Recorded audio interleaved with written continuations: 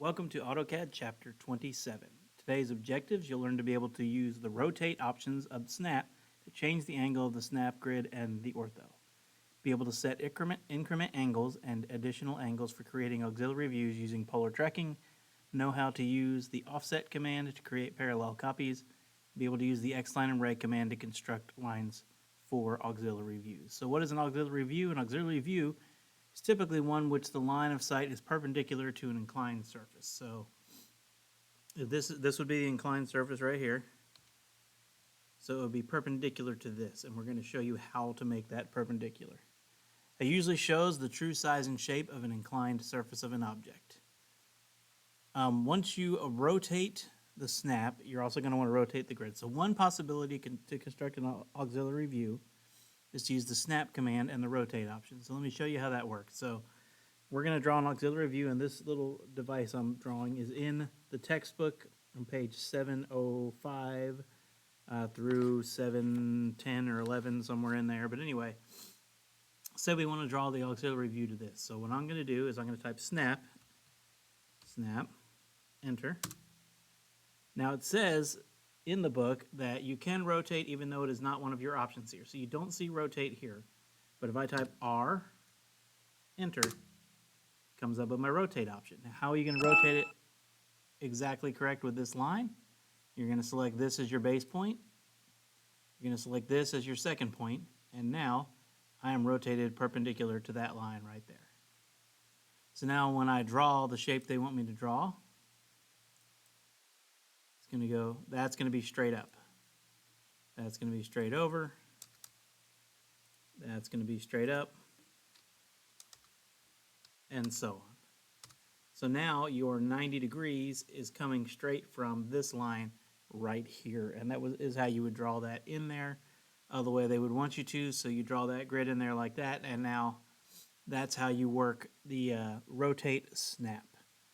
And if you want to undo it, the best way to undo it is not now unclick it or say if that was 45 degrees, go negative 45. No, you do snap again, enter, rotate, 0. Oh, I forgot to pick my base point, sorry. Snap, enter, rotate, same base point, 0, enter, and now we are back to normal in our grid. So again, don't do, say if you did 45 degrees, don't do negative 45 degrees, you would do 0.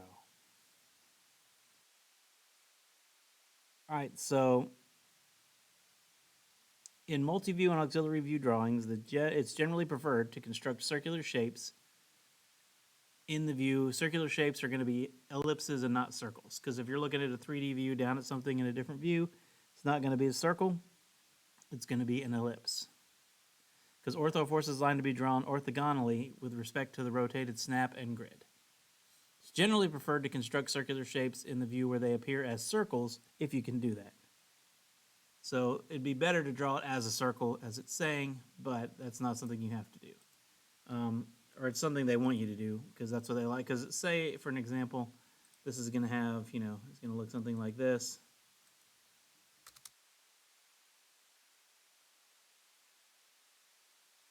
And there's a circle in here, but if you drew it here, that you can't tell by what I'm doing with that. This is a 3D view of this. So this is the top, this is the side going up, and the circle would be an ellipse, which is right in here.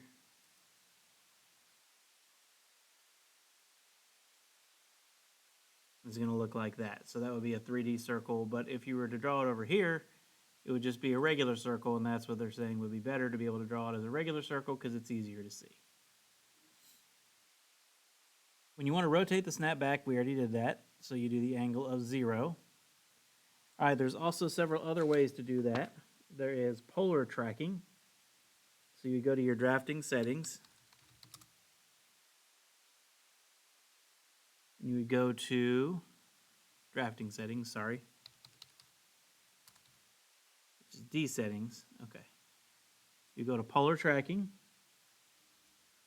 You would make it whatever you want it to be, 90 degrees. Then you can also add in additional angles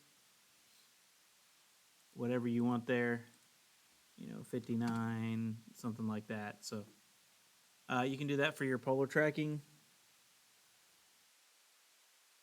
So polar tracking can be used to create auxiliary views by facilitating construction of lines at specific angles. To use polar tracking for auxiliary view construction, first, use the list command to determine the angle of the inclined surface. So the first thing you need to know is what is the angle of this. So you can click on that and you can say list, and you can figure out what the angle of that surface is.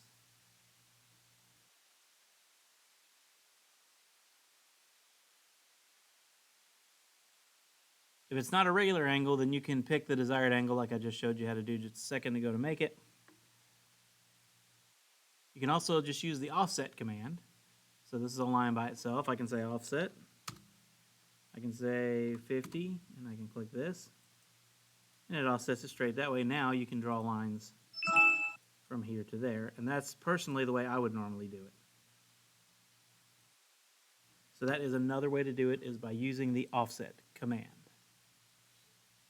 So that's about it for chapter 27. There's not much to it. Excuse me. We need to go into, well, no, that's it. So anyway, let's talk about a few more things that I'm not going to show you, and then we'll wrap it up. So X-lines and rays can be used to construct auxiliary views. There are two strategies for creating drawing using X-lines and rays. First, the other strategy is to create the construction lines of an object layer through a series of trims and other modifications. So if you're constructing a full auxiliary view, draw the partial auxiliary view last. You would generally use the same angle and base point for the rotated snap and the same angle for the polar tracking. So once you use trim on an X-line, it converts the X-line to a ray. So again, this is just stuff you'll see on the quiz. So a ray in conjunction with a perpendicular object snap to the X-line. So rays are helpful for auxiliary views construction when you want to create project lines perpendicular to the inclined plane.